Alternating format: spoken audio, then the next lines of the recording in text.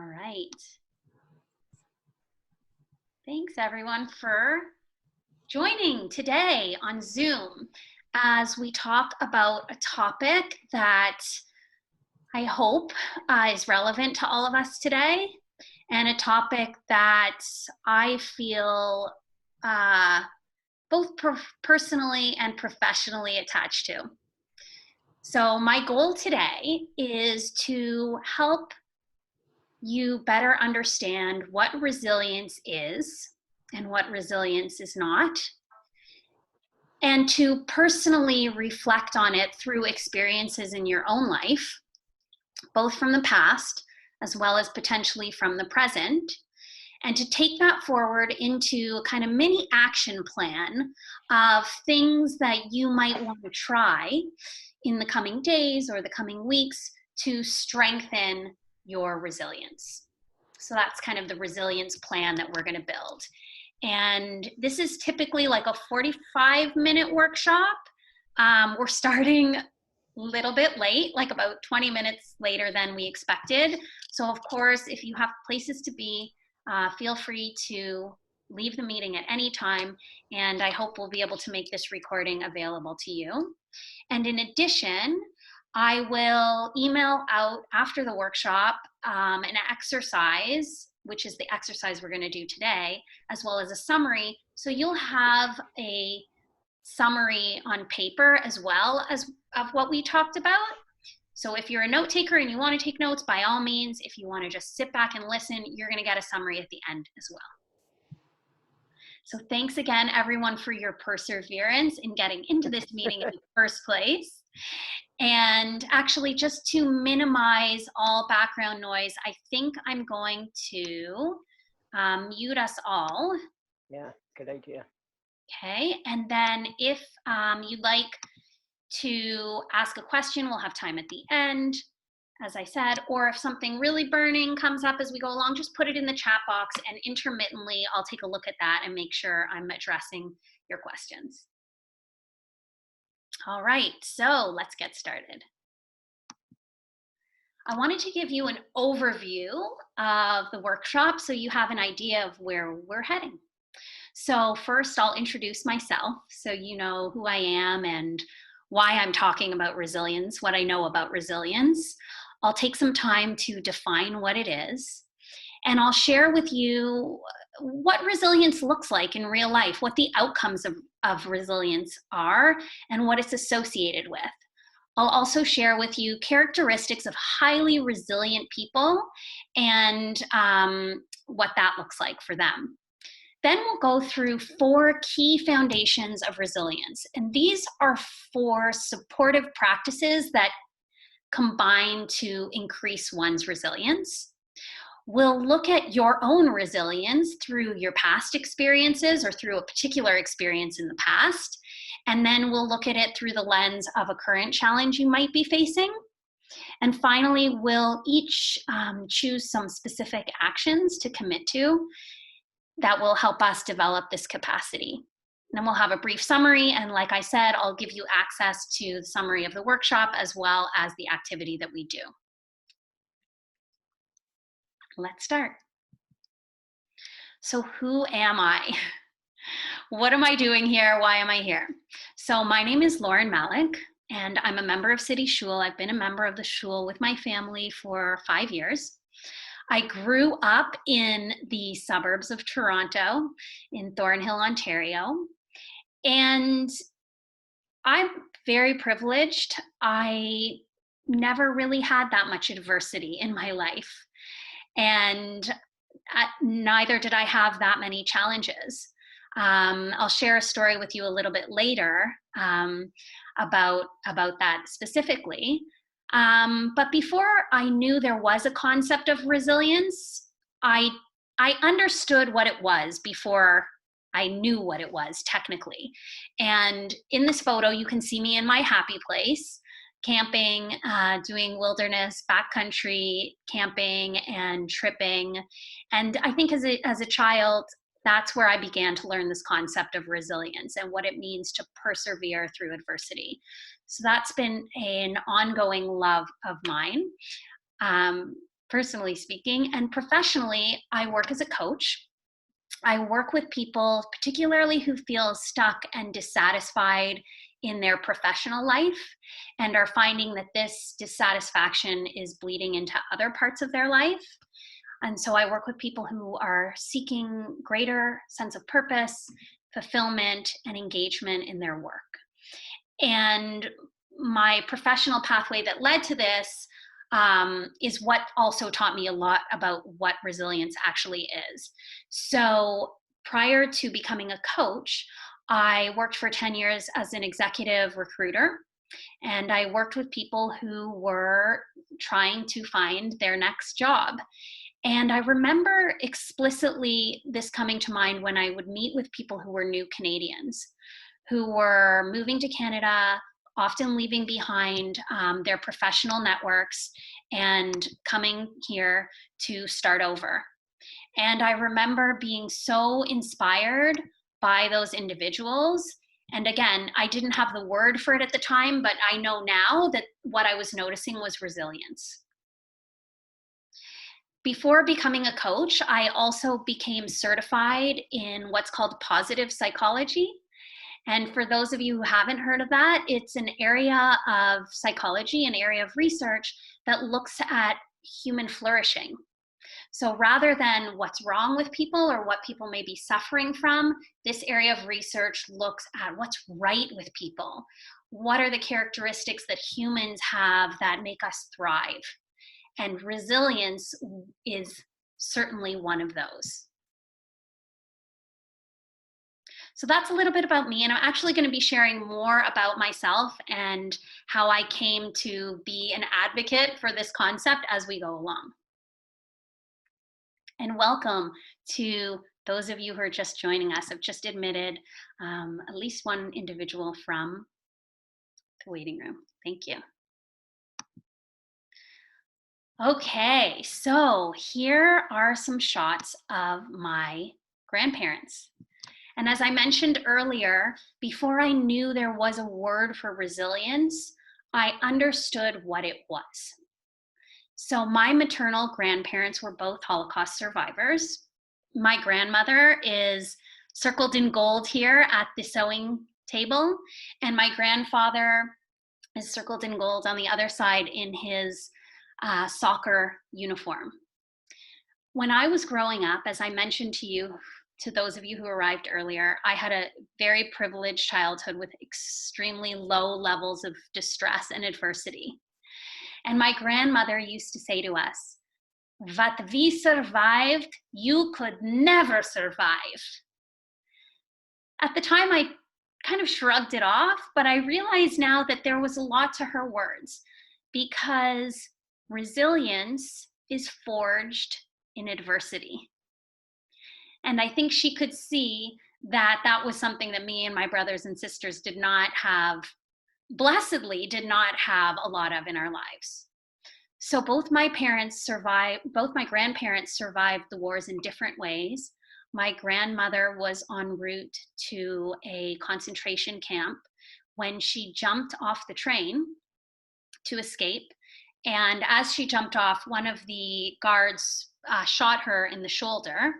And for the rest of her life, she had shoulder problems and pain. She then ran back to, I think it was Warsaw, and she hid for the rest of the war, basically in plain sight, as a Gentile. And she tried to color her hair blonde, but it was dark like mine. And she used to tell us that every time she tried to color it, it just turned red. And that's how she lived out the rest of the war. She was very fortunate to speak fluent Polish, and she lived basically in disguise. My grandfather lived out the war in a Siberian labor camp, which was actually a fortunate thing. And they both came to Canada with nothing and went on to build a life of meaning and joy and fulfillment. Not a perfect life, not a life without struggle or pain, but a meaningful life. And their story is not unique to just them. or to other survivors, but to people all over the world who persevere through adversity and are stronger because of it. And that begins our definition of what resilience is. So colloquially speaking, resilience is the capacity to rise above adversity. For a more scientific definition, resilience is the process of, the capacity for, and the outcome of successful adaptation despite challenging circumstances. So what that means is resilience is actually three things. It's a process, it's an inherent capacity or ability that we have, and it's also the outcome of the process.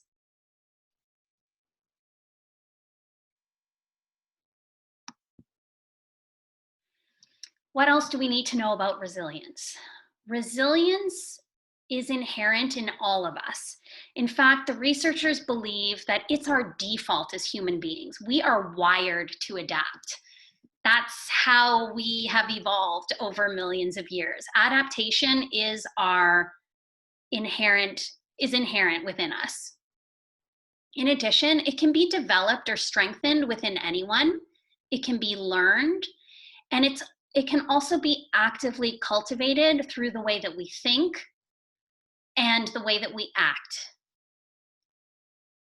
And so when we think about resilience, our thoughts, our beliefs, and our actions very much contribute to how resilient we are.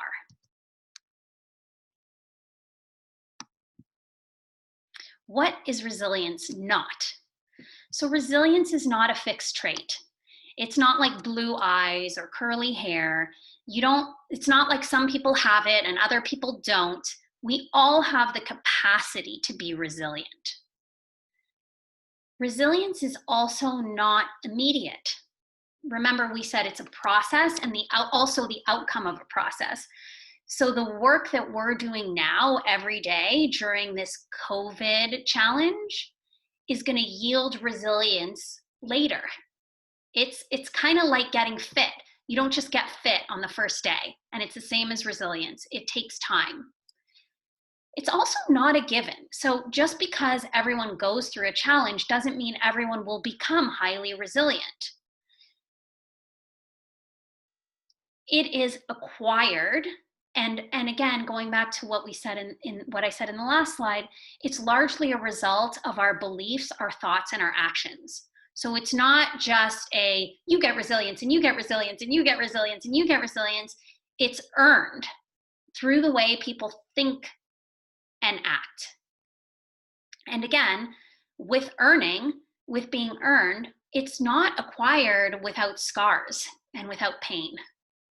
And so much like getting fit, it is the result of struggle in a lot of ways. And so that's a little bit about what resilience is not. Resilience is often associated with these other attributes. It's often associated with inner strength, competence, optimism, flexibility, and the ability to cope effectively when faced with adversity.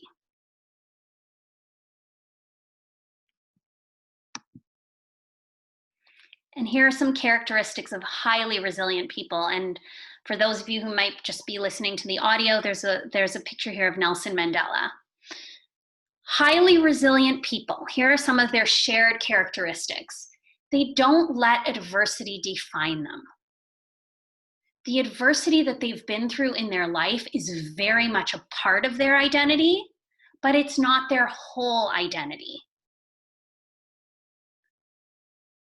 They find resilience by moving toward a goal that is beyond themselves.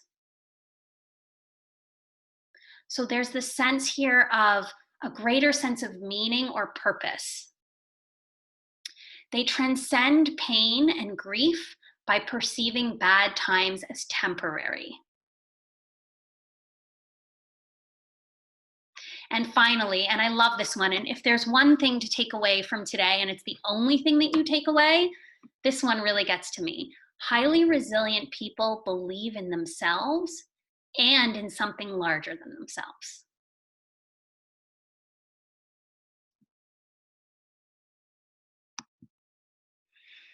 So, what are the foundations of resilience? What are the streams that combine to the river of resilience? Here are 4 of them. Okay, it's not necessarily the be all and end all, but these 4 are a pretty good start. And this comes from a resource that I subscribe to in my coaching practice called the Positive Psychology Toolkit. I'm just admitting someone. Give me a moment. Thank you. Welcome, Jan. I'm so sorry to keep you waiting. We are recording today's session so that anything anyone missed will be able to be watched afterward. I'm trying to regain control of my mouse. There we go. Can everyone still hear me okay and see the screen okay? Terrific. So if you're just joining us, we just went through a definition of what resilience is and came to understand what resilience looks like in people who have a lot of it. And now we're moving into the hows of resilience. So how is it actually cultivated within people? And we're going to walk through these 4 foundations. Again, I'm going to send you all of this afterwards. If you just want to listen, that's fine. If you like taking notes, that's good too. I'm also going to share a personal example, which will hopefully bring these to life. So here are 4 foundations of resilience. 1, social supports. Social supports are the people and communities that you lean on when you feel you might fall over. Coping strategies, how you regulate your thoughts and emotions, how you manage specifically negative thoughts and emotions. I'm going to break each one of these down with examples as well. I'm just giving you the highlight first. Number 3, solution-seeking behavior. This is how you actively try to solve or handle the challenges. And finally, sagacity. Sagacity is the wisdom and insight that give you hope and comfort. No wonder I didn't know the name.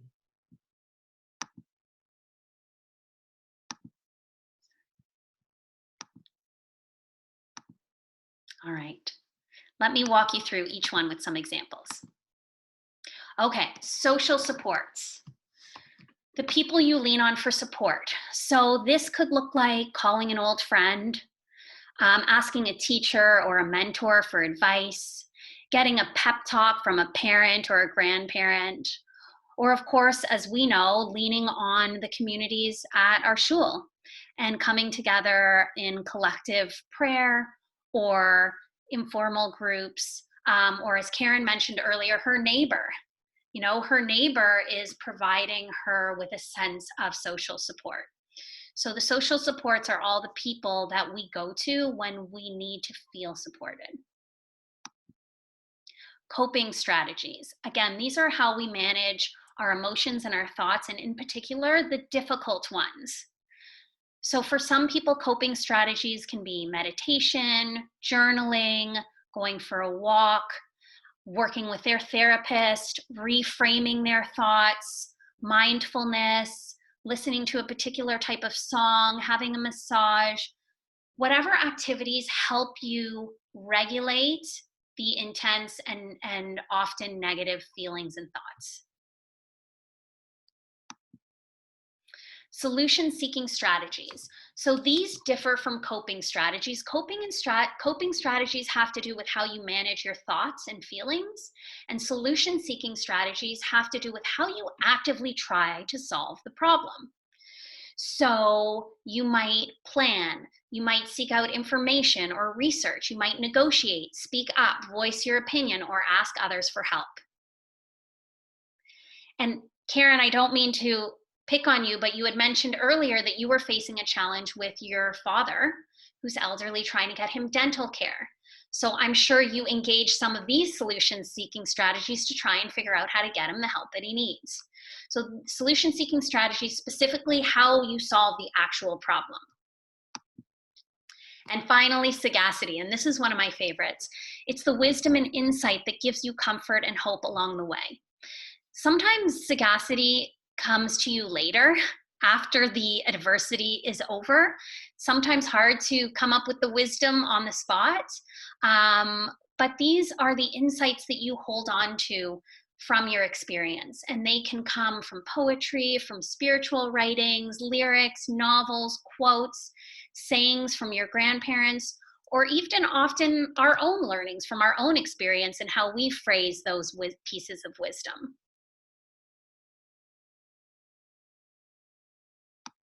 So I'm going to give you guys a personal example. I'll run through it quickly, and then I'm going to give you some time to go through memory lane and pull up some of your own. And I see someone's trying to be admitted.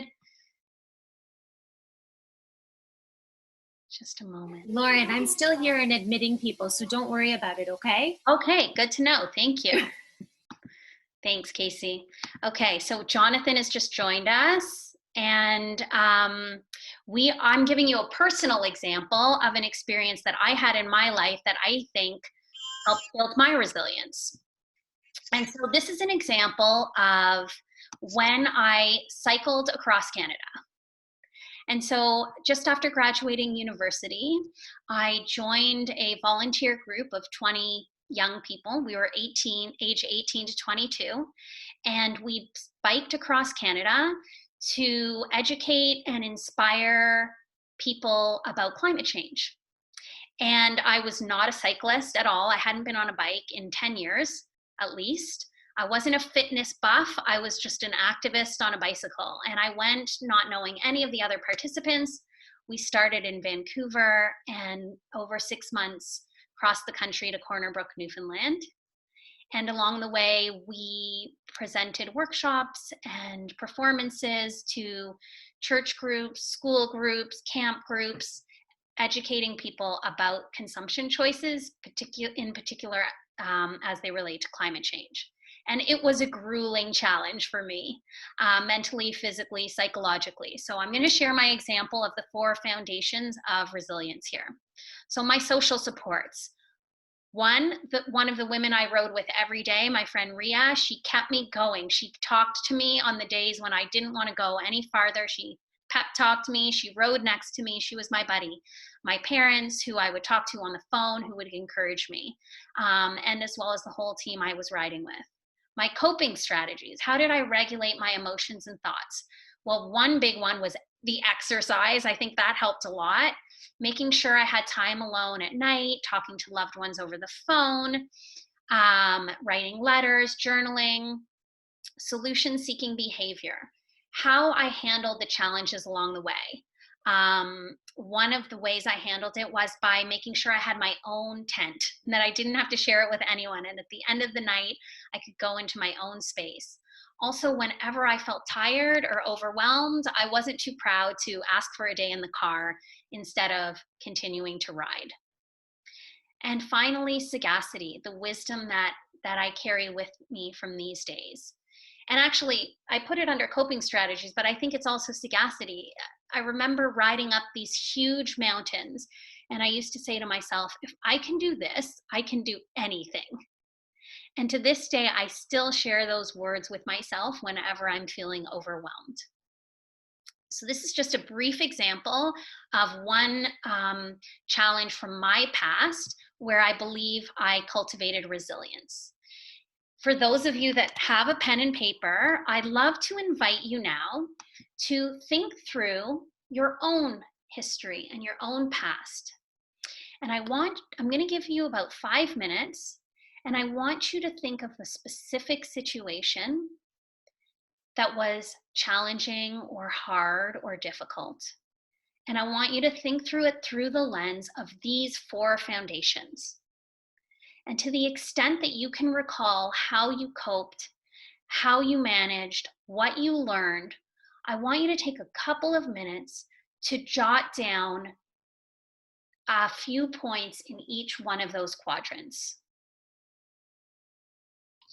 So I'll turn my timer on now.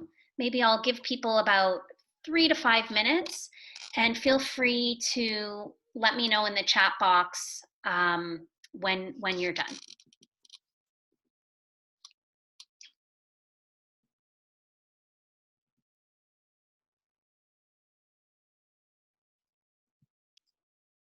Hello, I just wanted to say something, please. Please, go ahead. It took me 45 minutes of not being able to get into Zoom. Somebody has just let me in, but I'm under a different name. I'm not Jonathan and I'm not Miriam. My name is Sharon. Sharon. So I am registered. Thank you, Sharon. Yes, we understand there was a big Zoom So kerfuffle. I was about to give up after almost an hour of trying to get in, and I've never had this issue. I've been using Zoom a while now.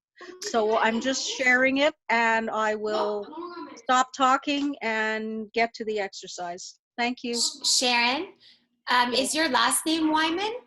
No, I'm Oh. not. No, it's Eisenberg. Eisenberg? Yeah, EI. Okay. I am And- registered. No, I know. It just was confusing because you came in under Jonathan Wyman. So I came in under, yeah, okay, you have me misspelled. It's EI. oh, okay. I'll fix it. Yeah, but now I'm shown. Anyway, I'm interrupting the flow, and I don't mean to. I apologize. No. I'll get to the exercise, but thank you for helping us navigate through this situation. Oh, you're welcome. And Sharon, I know how frustrating it must have been. I admire your perseverance. I would have given up far sooner than that. Resilience. Exactly. That's the, okay. Anyway, I better stop talking. I better stop talking now. I'm going back on mute. One more note is that we are recording this session, as far as I know, and we will be able to send it to you after, so you'll catch up on everything that you missed. Okay, appreciate that. I'm going to stop talking now. Okay, no problem. Actually, it's a good reminder for those of you that are taking the time to reflect now. Terrific. If you don't feel like doing this now, I am going to send the whole activity by email and over the recording, so you can always come back to this later if you'd like.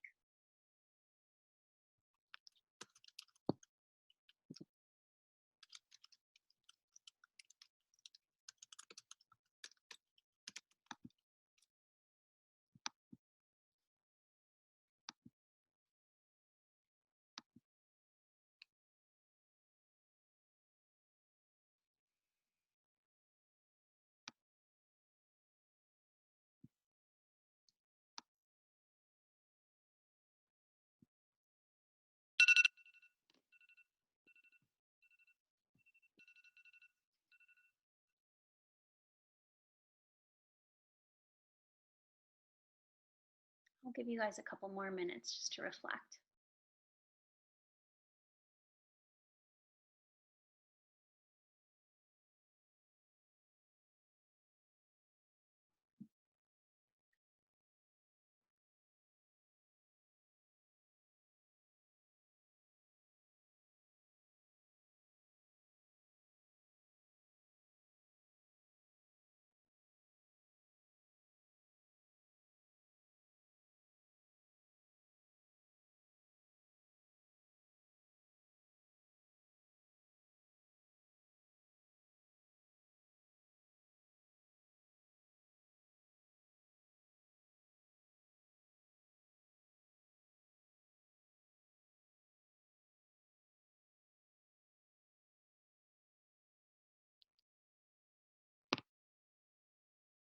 And you can always add to this list or this chart later. And now I'm going to draw your attention to the present.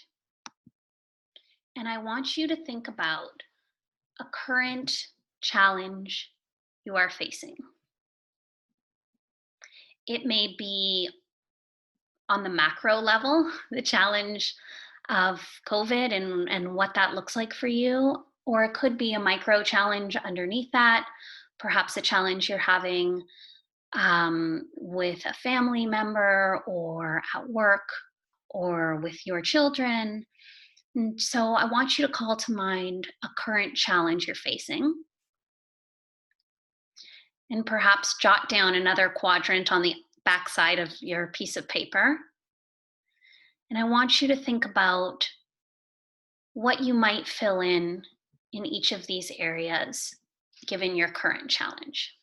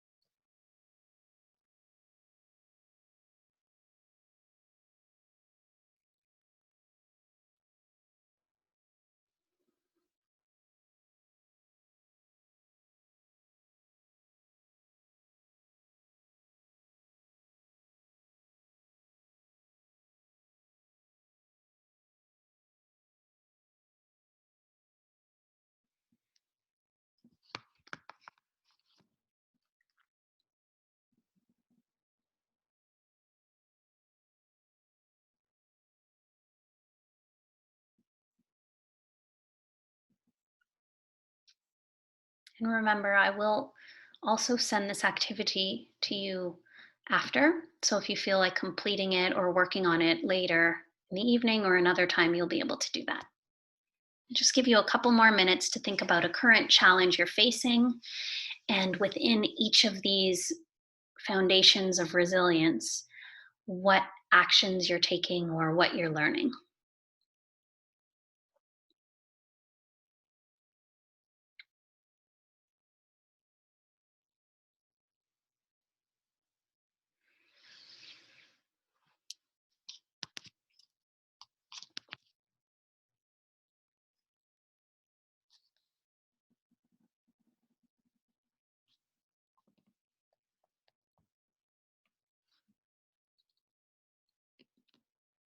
All right.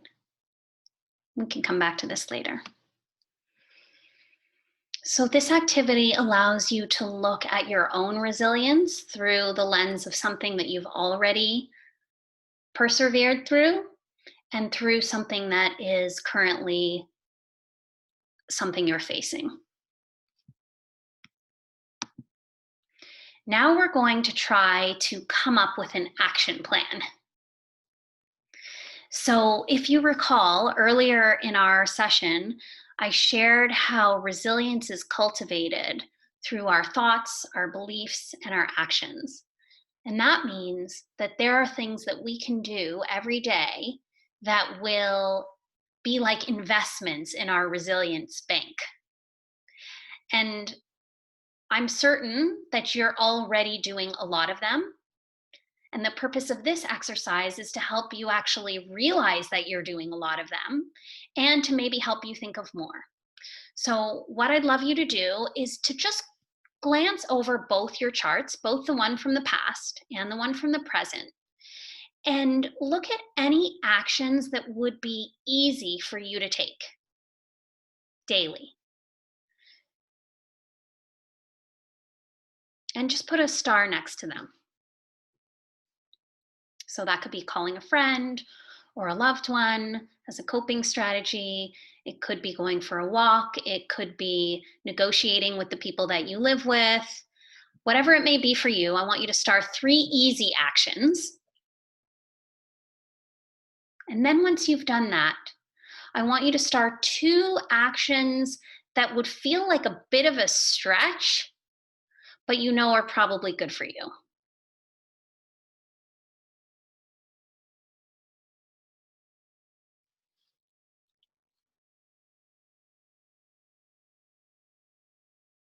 And once you've done that, you'll have 5 potential resilience building activities that you can commit to over the coming days and the coming weeks to help you strengthen this capacity.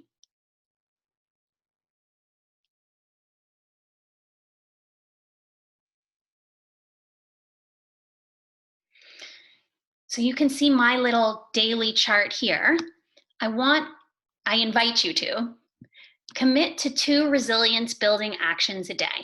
You can take a couple days off too if you want on the weekend. And try to engage in those activities. You can mix and match them as I did over the week. So you know that every day you're doing something that's going to enhance your ability to bounce back from the challenge even stronger.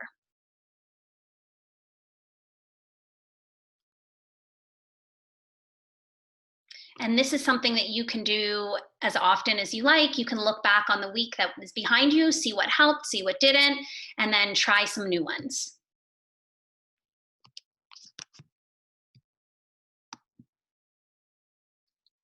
So we have a couple more minutes left in our workshop since we did start a little bit late, and I thank you all for hanging in there with me. Let's go over what we talked about today. So first of all, resilience is a capacity that we all have. And resilience actually has as much to do with how your life has unfolded as it does with anything else. So you'll remember when I talked about how growing up, I didn't really have that many adversities to face. I didn't have as many chances to build my resilience versus another person who maybe had many challenges to face. So resilience is forged in the adversity. The more adversities you have, the more chances you have to develop this capacity. It's a capacity that can be learned, and it's a capacity that's especially cultivated through how we think, what we believe, and how we act. And four of the foundations of resilience are your social supports, your coping strategies, your problem-solving strategies or solution-seeking behaviors, and finally, your sagacity or your perspective, your wisdom.